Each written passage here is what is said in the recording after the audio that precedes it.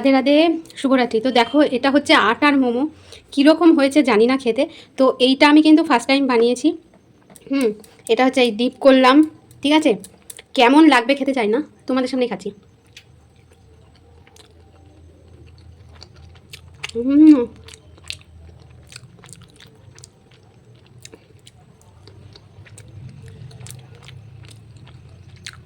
টুট টুট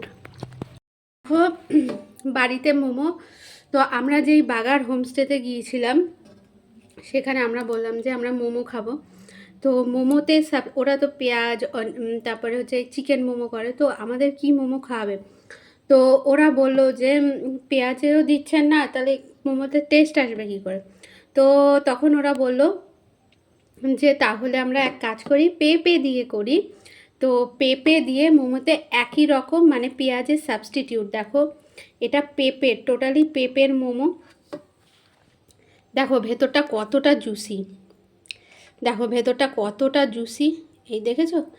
আর খেতে সত্যি অপূর্ব স্বাদ হয়েছে, আর সত্যিই ভালো হয়েছে। মানে আমি নিজে রান্না করেছি বলে তোমাদের বলছি না যে খেতে ভালো হয়েছে, এটা সত্যি অসাধারণ হয়েছে খেতে।